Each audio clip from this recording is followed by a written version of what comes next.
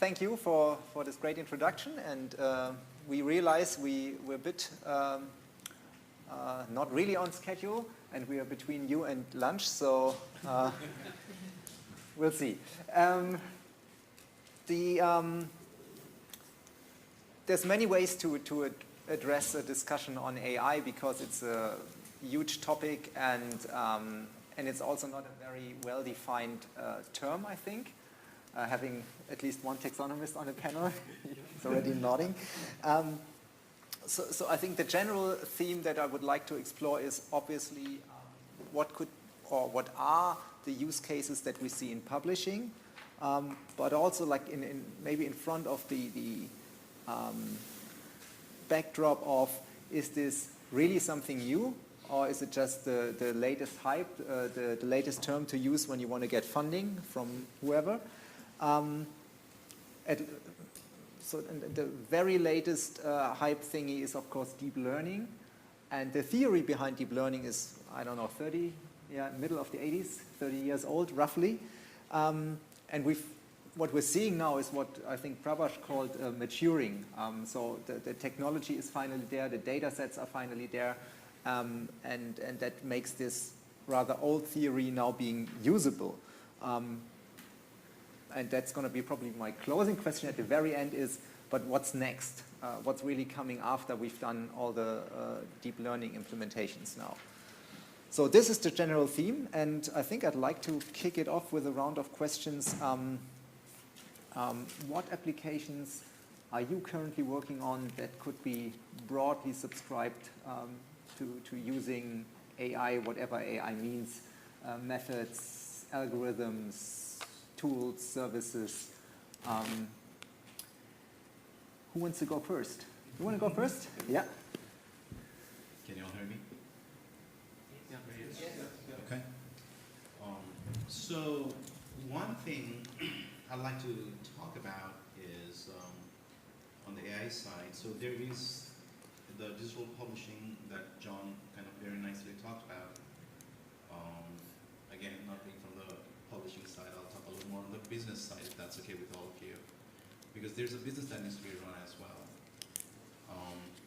One other thing, again, Max mentioned, which I'll repeat again, that the data is being created quite a lot, right? I mean, we know it in our space as well. In my experience, one of the things that we've been very focused on is the business data. And also, when I talk about business data, you talk a lot about the financials, talk a lot about the consumer behavior, tracking the information to the CRM system, the transactional data, the OLAP, OLTP, all of that.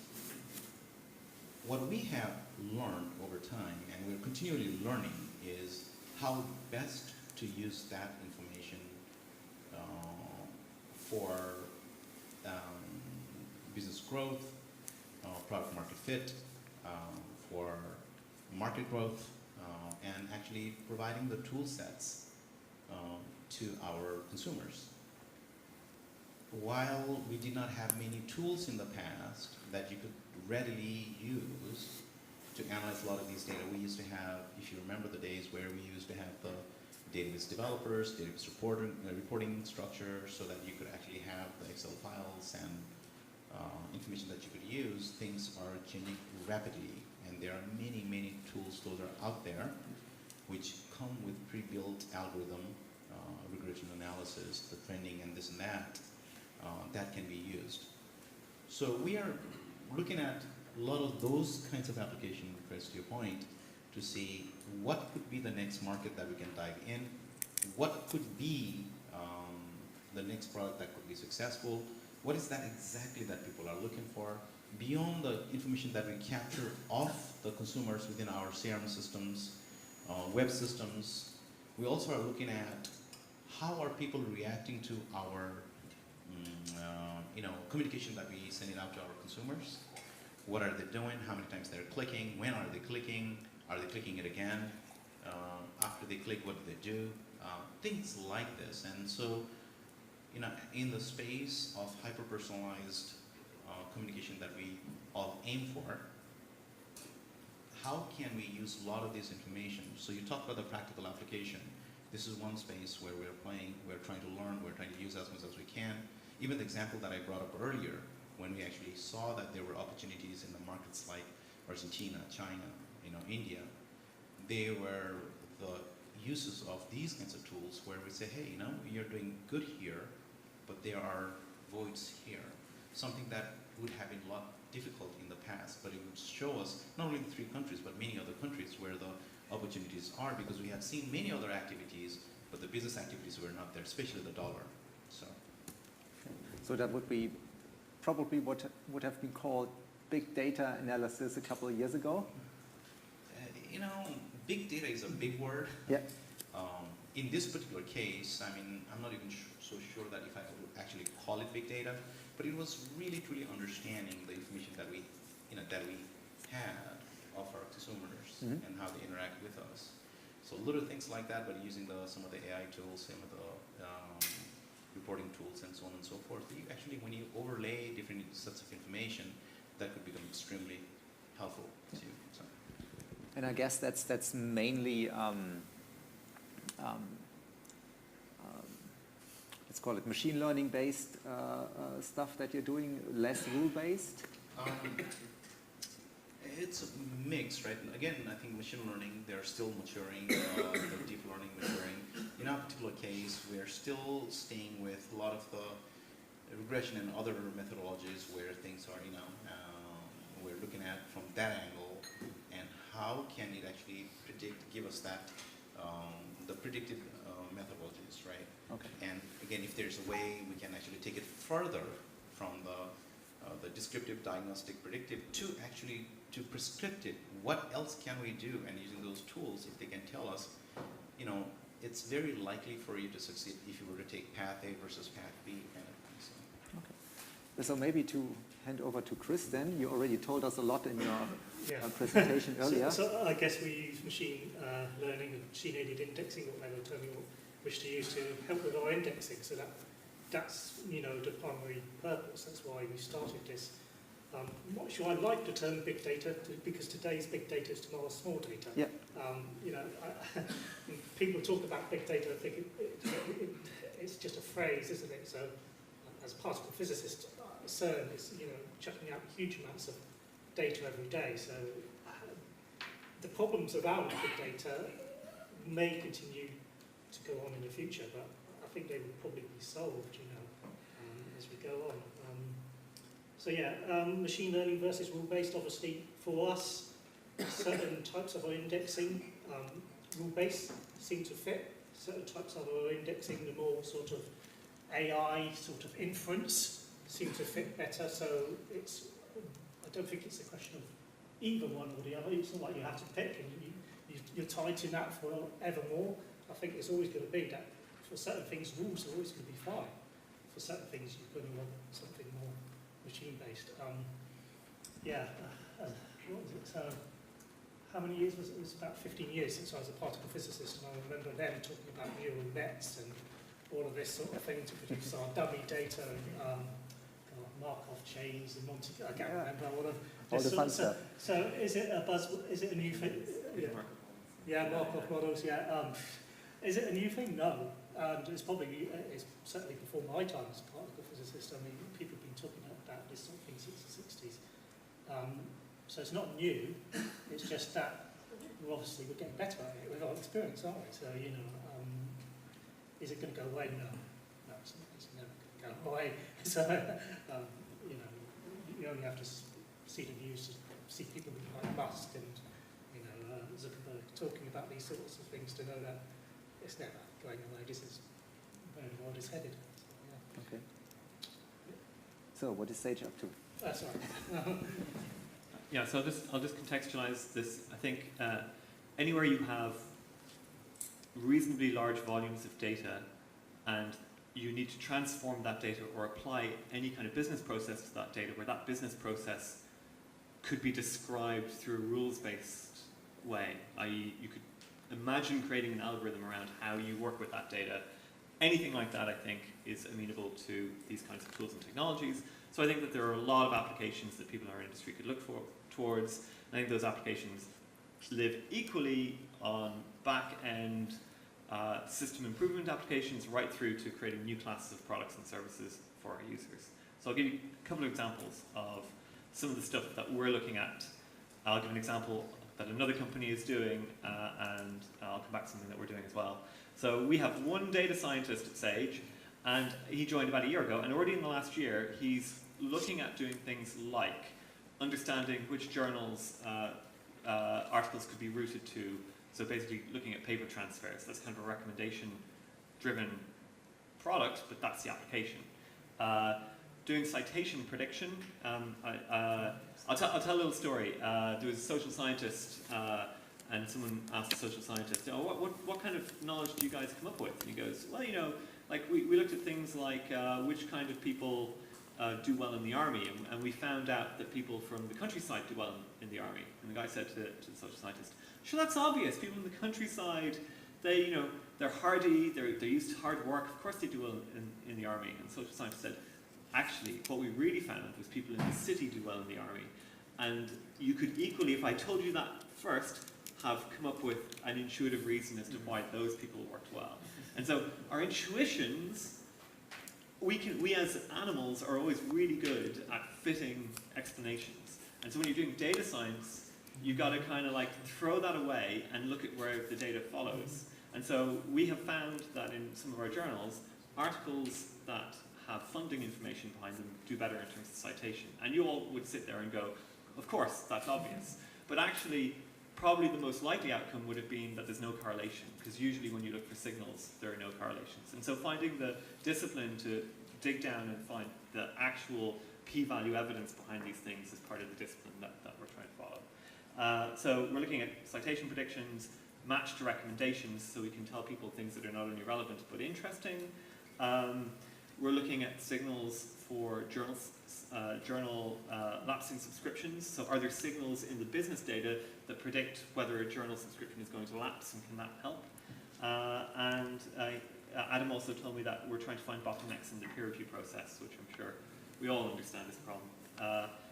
EMBO, the European Molecular Biology Organization, are doing some really cool stuff with source data, where they're trying to use machine learning to automatically separate subpanels of figures, and then also looking at the text of the figures to tag and annotate what that particular subfigure is involved with. So that's a bit of unstructured learning, unsupervised learning along with supervised learning using a couple of different algorithms. And a subsidiary of Sage called Adam Matthew, they provide a platform to allow research collections to digitize their content. So these are people who have things like documents and letters about the occupation of India, or exploration into the Wild West in America, and they're using machine learning to do handwriting recognition. So now in their product you can do a search, but that search is going to find that text in actual handwritten letters, and that's a classic use of a deep neural network to do the handwriting recognition of the text. So there are some examples. Yeah, so maybe to hand over to Daniel. eLife is a bit of a different company, because it's officially a charity, right? Or what's non-profit. Non-profit, yeah, I always confuse the two. So's the IET as well. Really? Yes. Yeah, okay, so sorry. So you're the same, actually. So the vision is maybe slightly different. So I guess maybe I would summarize it to try to open things, like open science, open data. Mm-hmm. So one of the main projects is called Science Beam. So it's where we try to read PDF files. So it's a bit maybe similar like at IET, and although there we want to extract kind of the whole content into something like XML, so we could then maybe further process it. And so we use something like computer vision, and we're also looking for collaboration with that. We also have something where we want to recommend peer reviewers. So that's something we're currently trying that. So we also use actually similarity between manuscripts. We use something like Doc2Rec as the main thing, so which is based on Word2Rec, which you mentioned as well. And then we're also currently looking at citations, so where maybe we look at the sentiment of a citation, because you might think, oh, as a paper is cited many times, but actually maybe it's in a negative way, so it has a completely different meaning then in that case, or maybe in what sections are they actually cited. So So that's currently in progress. But these are like interesting applications.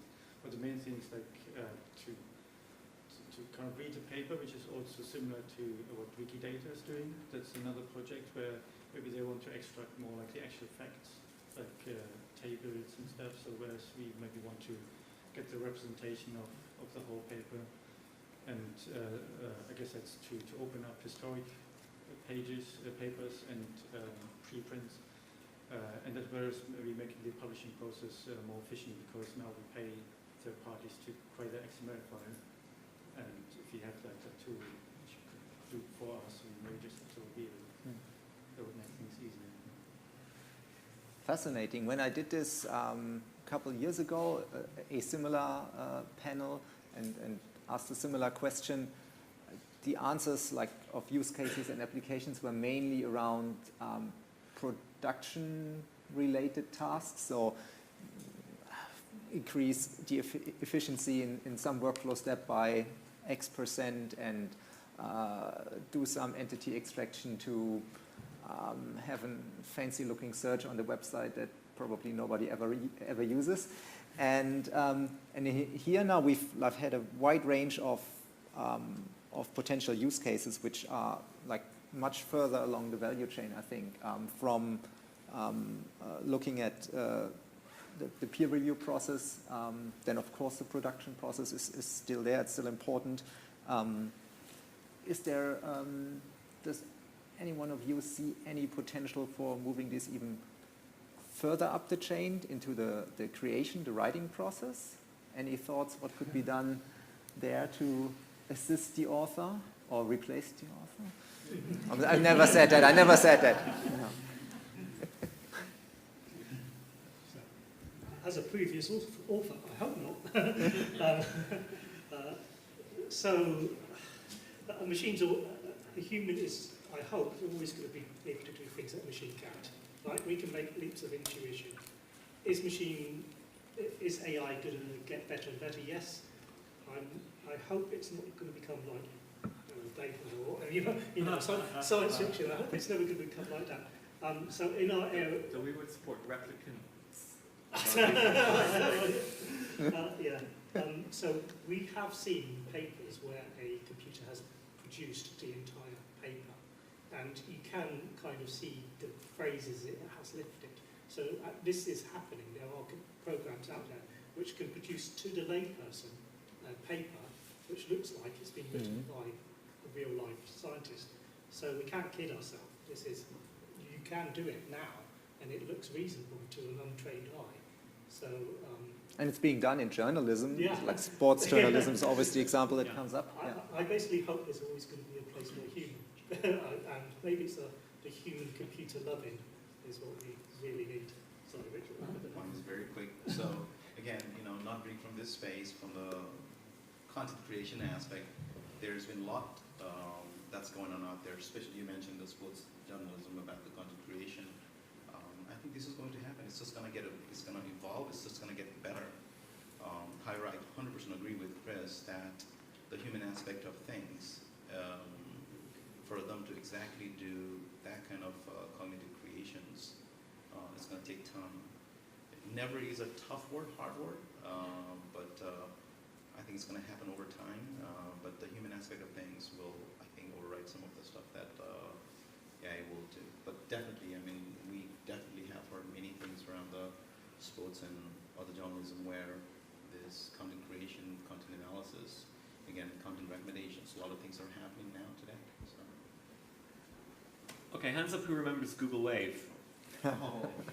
All right, and for those of you who don't, so I work I'm this technologist, and I keep making bets on the wrong technologies. When Google Wave came out, I wrote a little robot that helped people when they were writing papers identify which journal it should submit to by hitting an API with a text that it was writing, and it would pop and go, I think you should submit to this paper, and of course Google Wave died a death.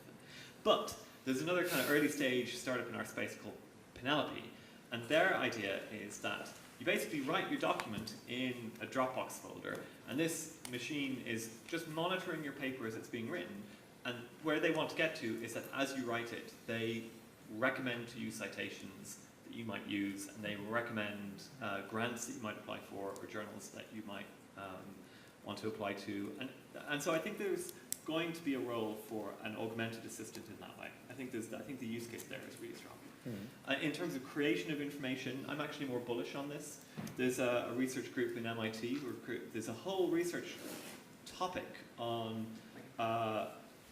machine-generated knowledge, and they've had success in tapping into networks of seismographic sensors and using machine learning to extract new facts out of those seismographic sensors about the underlying structure of the geology, and be able to extract facts that would otherwise previously have been done through a normal research process.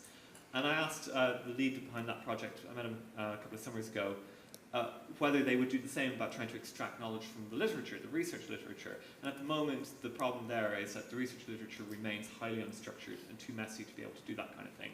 And that's why they're doing this, by reading data straight off of the devices that are in field, rather than trying to do the messy work of understanding and parsing human language. But yes, computers can generate new knowledge, and if we get the information in a basis which can be passed to those machines in a way they can consume them better, we can only expect that they will do more of that. I mean, maybe just to extend on that, if they plug into like Wikidata also, then basically you could extend it from research to the extraction of the facts there. Yeah. So if we have robots in the lab, why shouldn't those robots write the paper? Yeah. Okay. As I said, there's many aspects to this topic. One that just came to my mind, and this is not a question we had prepared beforehand, so please feel free to completely ignore it. But if I can have machines analyzing the content and making recommendations, matching it to peer reviewers, to journals, etc., that's all being done right now. Couldn't I have machines identifying what I should be researching so as to maximize the chances of getting funding, completely ignoring the ethical implications of that questions? Wouldn't that be an application that would be hugely useful for certain people at least? Yeah, but that's like people who've been working on this anyway. So that's like people who've been working on this topic for a long time. Katie Borner at Northeastern has been working on this whole thing about creating maps of science for years. And so I think a question like that is one in which, is there a bunch of data that we can apply a human-like algorithm to in which AI can help? And the answer is yes. But the question itself in that research program is independent from AI and from the existence of AI. So AI is just like a better tool or a better widget. That question itself has been in progress, and there are plenty of people who are working on helping people get an overview. I mean, the obvious one in our space who've created a service out of this is Uber Research, that is supported by Digital Science. And they've created the ability to look for trends in grant databases. But where their smarts have come in is more the schlep of getting the data out of grant databases rather than any magical AI pixie dust. So the magical AI pixie dust will make that more efficient. But yeah, that's an absolute trend and topic that's been going for many years, I would say.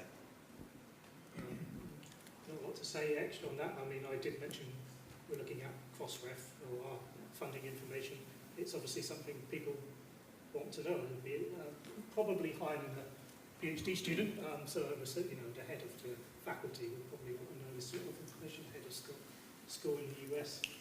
So yeah, absolutely. If you can identify, even if you can identify where the funding is going to be in 2 years' time, before the 2 years, you can get everything, your eggs lined up in a row, so you can submit your application before anyone else does. So absolutely, I think it's definitely something people would be interested in.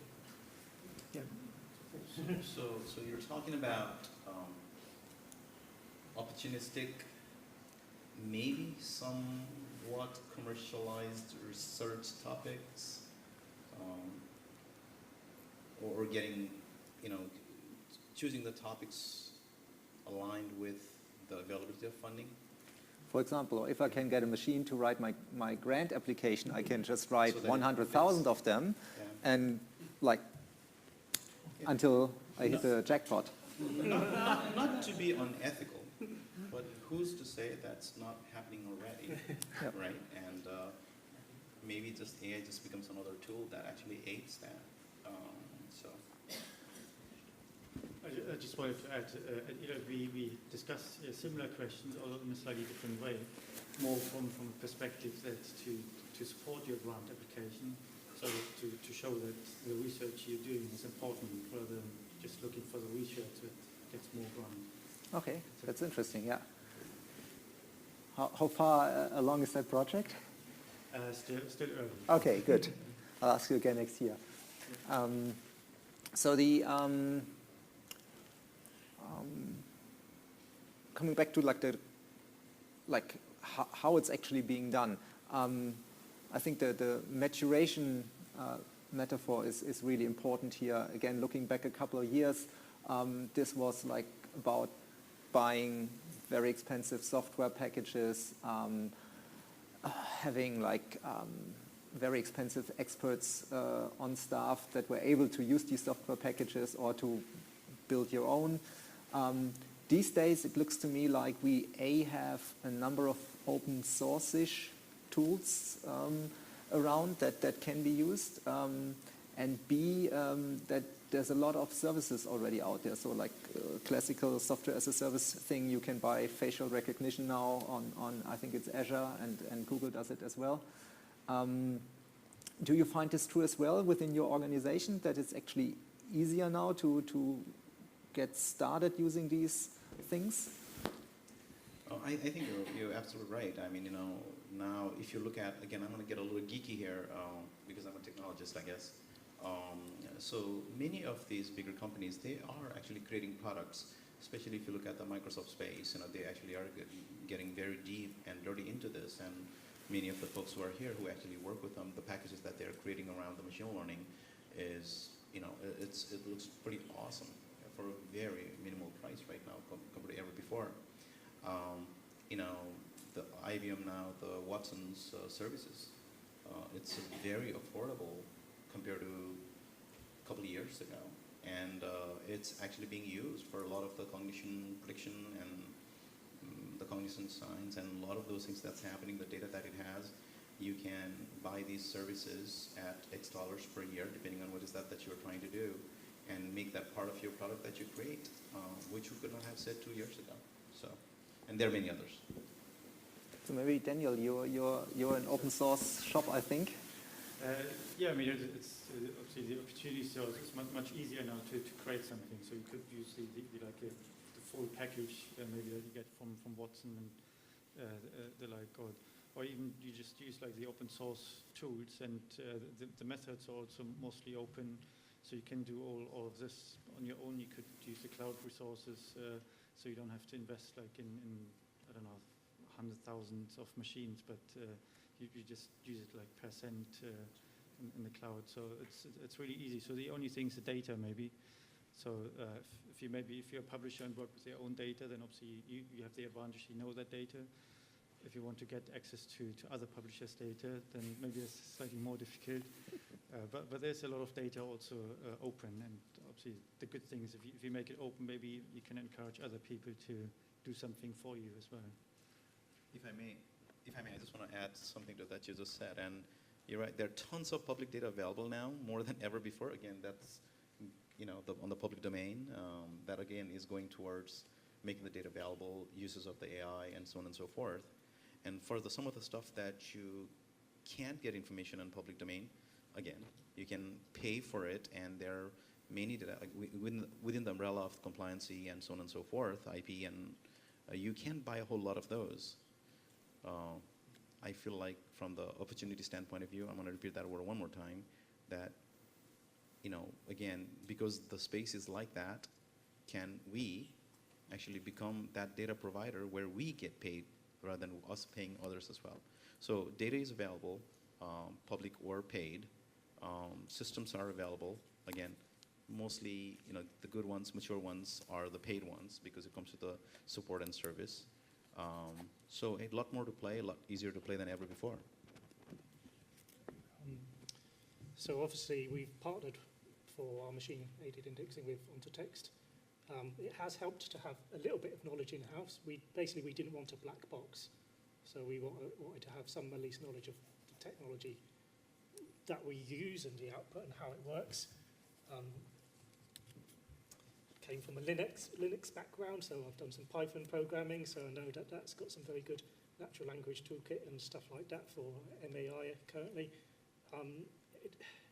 For publishers, it depends how much you want to have control over your AI and how much you want to know. So for us, we wanted to have some knowledge, but we're not going to pretend that we're ever going to be the people doing the actual physical programming of it, but we need to at least understand it and have control over it so that we can get it to do what we want to do. So it's very much some in-house with some partnerships, basically. Is that on? Okay. Yeah, the tools, the open source tools, there are lots of them. They're very good. They're very powerful. For some of the work we're doing in Sage, our data scientist is mostly just working with our own internal data, and he's working with those tools to work on reports to people in the business. But to actually embed this stuff into your organization, most of the costs are going to come with the work that is involved in the service design and changing the engineering workflows and changing the data workflows. The work we did with Adam Matthew, the AI piece was outsourced. There are a lot of service providers who will just provide that as a service. So it's easier to work with. But getting back to that thing about the service design, like trying to understand how you change any workflow can be expensive. And I think I'll just talk about an example from Nesta, who are this governmental organization here in London. And they wanted to understand how they could use AI to help a problem with where they could actually have an output that their constituents, their stakeholders could use. And they had a look around the different councils in London, and they identified the problem of rogue landlords. And so rogue landlords are a big social problem, big problem in not paying taxes on lettings and so forth. But the output of their AI algorithms was a list of addresses. And you could give that list of addresses to inspectors on the ground, and you didn't need to build like a dashboard or a widget or an app. You just run the thing, provide this list. These inspectors can only visit so many properties to inspect. So by providing them with a list of targeted properties, you increase the likelihood that they'll find offenders.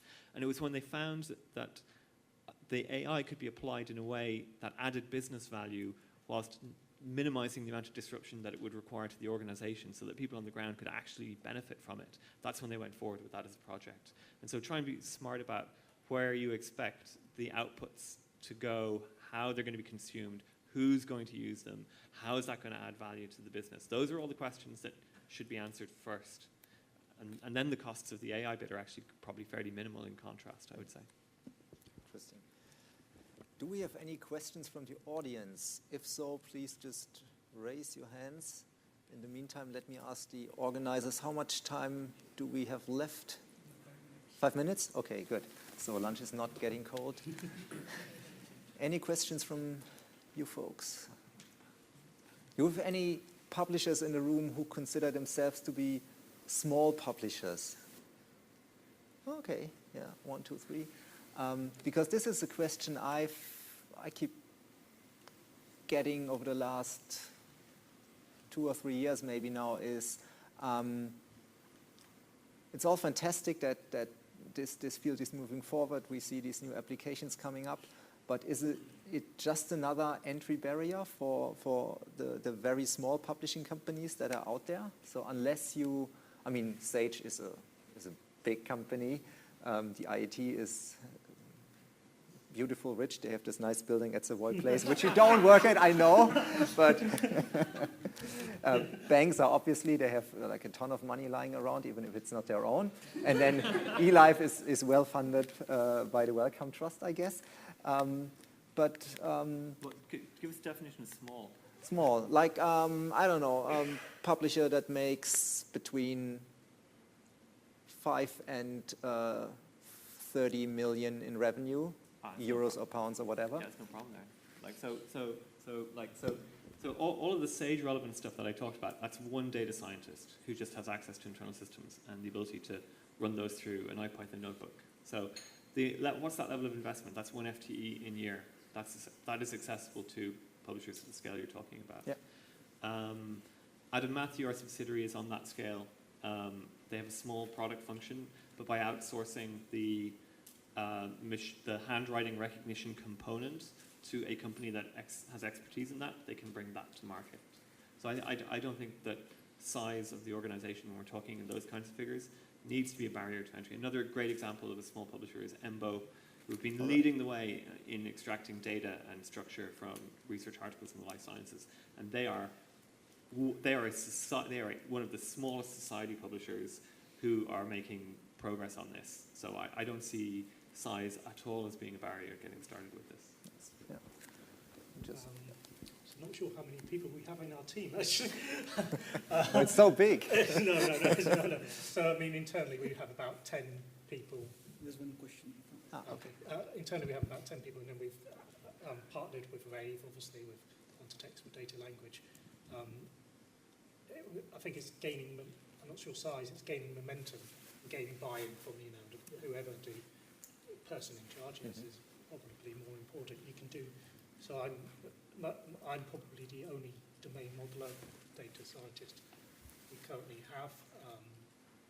But it depends how much you want to do and how quickly you want to do it as well, obviously, et cetera, et cetera. Okay, yeah.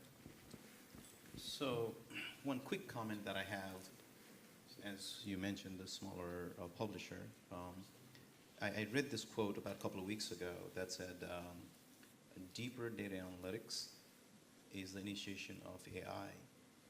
So having said that, if I were to follow that, I think there are ways you can actually do leapfrog innovation on that space. I think we all have tons of data. There are, if you want to go to richer, deeper analytics, starting at some point with tons of tools, those are available, whether it's paid or open source, those are out there. I think at the least, I think it really will make you think about the data that you have, the publishing data, the citation, this, that, all of that, I think will be a very good way to start if somebody hasn't started. And if they have to get real advanced and deeper analytics on a lot of these things, will be a great way to start. And there are tons of tools as far as the data analytics, visualization, prediction, those models, those are out there. Again, some paid, many of them are free as well. So I don't know if that makes sense. We close off the round and then we'll take the question. Yeah. So I wanted something similar. Also, eLife has one data science, but because it's all available, and also the use cases maybe overlap with other publishers, so you can cooperate as well. So what I've understood is really that cooperation is key to making it work at the end of the day. Then, yeah, and you don't need to be Elsevier to pull this off. You can waste a lot of money if you're Elsevier. Well, you said that. I didn't. There was one question. So not so much a question as a comment. I work for, I guess, what you would call a really, really tiny publisher. Our revenue is less than £5 million a year. My barrier to entry, as I see it, for the AI work that I would love to do is not the revenue and therefore the investment opportunities that I have, but the size of my team. I have 12 people in total, including myself. As much as I would like to be innovating and exploring the possibilities of AI, I simply do not have the resources to do it. Yeah. Sorry. I did say it was a comment, not a question. What like picking up on some of the answers we just heard is probably that my guess would be if you can build a business case, then you would be able to get funding and you would be able to at least hire a temporary person to get it started. But without... Potentially. Yeah. If to build a business case for something like this, I would need to be able to point at a successful example. So, for example, if I think about semantic enrichment, people have been looking at semantic enrichment and undertaking semantic projects for a very long time, and with the exception of things like InSpec, which is a product in and of itself, I don't think there are many publishers that have shown a real return on that investment. That is true. Yeah. I think we've had this a couple of years ago at the SSP conference, where there was the open question in the room: does anybody have a positive ROI use case from one of these semantic enrichment things everybody did a couple of years ago? And nobody put their hands up. So there's one potential route, but it's really, really rocky. But it can get you the expertise, but can require a lot of management. And that's partnering with an academic institution within your domain field, where there's someone who you find in the academic institution where there are people who want to work on this, they've got the skills, they've got the time, you can provide the data, but usually it's not going to produce a result, because collaborating into academia, those people are under a lot of pressures as well. But it may allow you to begin to explore the use case and see if your data is amenable to those kinds of use cases. So I've had very mixed experiences of working in collaboration with academics, from reasonably okay to just been a huge waste of time. But getting one area where it went very well was when I was at Mendeley, and we worked with the No Foundation out of Austria, and they've now built a whole set of products and services on top of the semantic mining of that data, which was great. So that worked really well. So, but then again, if it doesn't work, usually there's no costs involved, and so the opportunity cost of trying it is low. So that might be a way, if you are, if you are in that scale where those kinds of things are extremely constrained, that might be a way to tap into the expertise. Yeah, there's actually some publishers I know that have dedicated a lot of time to finding like these public-private cooperation things and trying them out. So that could be, yeah, I would give it a try probably if you know the right people, or, yeah. Lunch is being ready. Any closing statements from you? What will we be talking about in 3 or 5 years' time? What's the path that this is going to take us?